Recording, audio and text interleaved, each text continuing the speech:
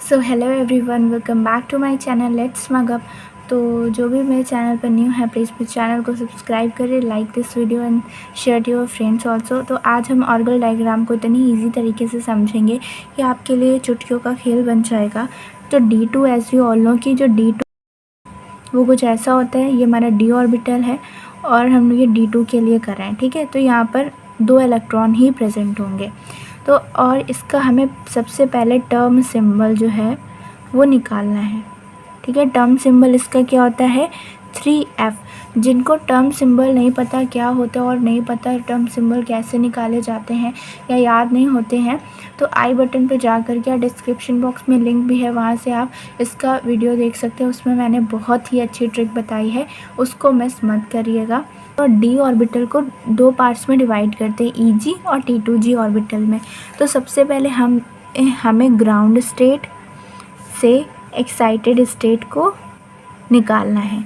तो आपको एक ट्रिक बता दूँ, जो D2, D3, D7 और D8 जितने भी होते हैं, सबकी जो एक्साइटेड स्टेट होती है वो सिर्फ 2 ही एक्साइटेड स्टेट होती हैं।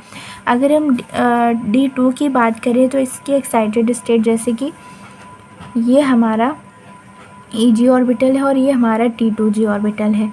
यहाँ पे सिर्फ 2 इलेक्ट्रॉन प्रेजेंट है और जब इसने फोटोन एब्जॉर्व किया, मतलब एनर्जी एब्जॉर्व की, तो इसमें कितना, तो क्या हुआ कि जो एक इलेक्ट्रॉन था T2G से वो EG में आ गया और T2G में एक ही रह गया। फिर इसने एनर्जी एब्जॉर्व की, तो फिर क्या होता है कि दोनों ही इलेक्ट्रॉन हमारी EG ऑर्बिटल में आ गए और T2G में एक भी इलेक्ट्रॉन नहीं रहा। तो हम इसके नीचे लिख सकते हैं T2G 2 EG 0, ये हमारा ग्राउंड स्टेट है। और यहाँ पर लिख सकते हैं T2G 1 और EG 1, this is our first excited state. इसके बाद यहाँ पे लिखेंगे T2G 0 और EG 2, यहाँ पे लिखेंगे सेकेंड एक्साइटेड स्टेट। जब हमारा इस स्टेट निकल आएंगे उसके बाद हमें प्रोबेबिलिटी निकालनी है। ये जो ट्रिक बता रहे हैं ये किसी आपको बुक में नहीं मिलेगी, लेकिन बहुत ही अच्छी ट्रिक है। प्रोबेबिलिटी हमें पता है कि हमारी EG ऑर्बिटल है और ये हमारी T2G ऑर्बिटल है।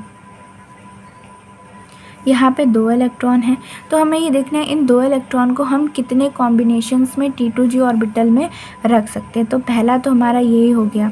दूसरा कॉम्बिनेशन हमारा क्या बनेगा कि हम ये तो हम लोग इसको इधर इधर रख सकते हैं, ठीक है। ये हमारा T2G था, यहाँ पर फिर से EG और T2G लिख लें। यहाँ पर हमारा कॉम्बिनेशन बन रहा है कि यहाँ पे रख सकते हैं, यहाँ रख सकते हैं, बीच का वाला छोड़ दें, और EG में तो कुछ है ही नहीं तो वहाँ पर हम लोग कर नहीं सकते। तो हमारी कितनी प्रोबेबिलिटी हो गई 1 2 3, तो हमारी प्रोबेबिलिटी आ गई 3। तो हमें पता है हमारी प्रोबेबिलिटी 3। ये वाला हमारा काम जो है वो रफ वर्क का है, कोई हमें इसको दिखाना नहीं है, ठीक है। ये आने के बाद अब हमें मेन अपने क्वेश्चन पे आना है। मेन क्वेश्चन पे आने से पहले कुछ नॉलेज ले लीजिए। जो हमारा p ऑर्बिटल होता है वो किस में ब्रेक डाउन होता है, T1G में। जैसे कि D ऑर्बिटल के 2 होते हैं, EG और T2G, तो इसका T1G होता है। और जो हमारा F होता है, एज यू ऑल नो, इसका टर्म सिंबल 3F है। तो F को हम लोग 3 पार्ट में डिवाइड करेंगे, क्योंकि जब हम इसका डायग्राम बनाएंगे तो हमें P और F को उसमें शो करना है। तो F को 3 पार्ट में डिवाइड करते हैं। हमें ऐसा ग्राफ बना लेना है और यहाँ पर P को और नीचे F को ऐसे शो करना है। टर्म सिंबल में 3 लिखा था तो हमें दोनों जगह पे 3 लिख लेंगे। यहाँ पर P की जो हमारी जो लाइन होती है T1G और हमारा जो T2G होता है ये हमेशा फिक्स रहता है। यहाँ इसके ऊपर भी हमें ये सिंपल मल्टीप्लिसिटी शो करनी है।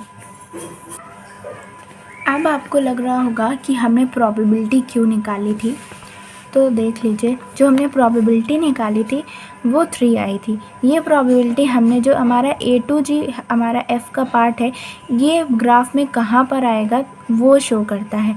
अगर हमारी प्रोबेबिलिटी 1 है तो हमारा A2G ग्राफ में नीचे की तरफ शो होगा। अगर प्रोबेबिलिटी 1 से ज़्यादा है तो हम उसे ऊपर की तरफ ले जाएंगे। तो हम प्रोबेबिलिटी के हिसाब से A to G की पोजीशन, हमारा प्रोबेबिलिटी हमें पता है क्या है, 1 से ज़्यादा है तो हमारा A जो है वो ऊपर जाएगा। ठीक है, यहाँ पर हमें लिखना है 3A to G। हमें सब में A3 लिखना ही है क्योंकि टर्म सिंबल में 3 है। जब A to G ऊपर चला गया, बचा हमारा T1G। तो हम अपना F का T1G कहाँ पे ले जाएंगे, नीचे ले जाएंगे, 3T1G। ठीक है। अब एक बात मैं बता दूं, फॉर एग्जांपल अगर हमारी प्रोबेबिलिटी कम होती, 1 होती, तो हमारा A to G यहाँ पे आता और T1G ऐसे जाता। नहीं, T1G ये भी है P का और T1G F का, दोनों सेम चीज़ें एक दूसरे को क्रॉस नहीं कर सकती। तो ये जो ग्राफ होता है कुछ ऐसे जैसे बनाएंगे, तो यहाँ पर जो ये ग्राफ है वो कुछ ऐसे करके ये ऐसे हो जाता है कर्व, और ये वाला कुछ ऐसे कर्व हो जाता है। ठीक है, ये हम आगे के केस D3 में देखेंगे। ये हमारा केस हो गया। अब आपको लग रहा होगा कि हमने एक्साइटेड स्टेट और ग्राउंड स्टेट क्यों निकाले थे। हम यहाँ से लिखना शुरू करेंगे नीचे से ऊपर की तरफ, ये। ठीक है, तो सबसे पहले नीचे से स्टार्ट करेंगे, तो जो हमारा नीचे वाले में क्या आ जाएगा, हमारा ग्राउंड स्टेट आएगा। यहाँ पे लिखेंगे T2G 2EG 0।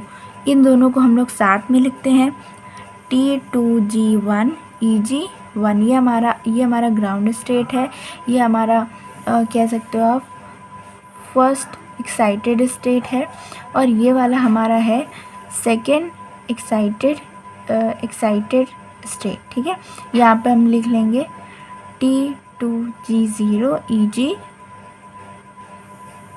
2। वैसे ये आपको नहीं लिखना है, हमने समझाने के लिए लिखा है, और पूरे ग्राफ में आपको इसके सामने नॉर्मली ये सब लिखना है। तो ये हमारा D का बन के रेडी हो चुका है।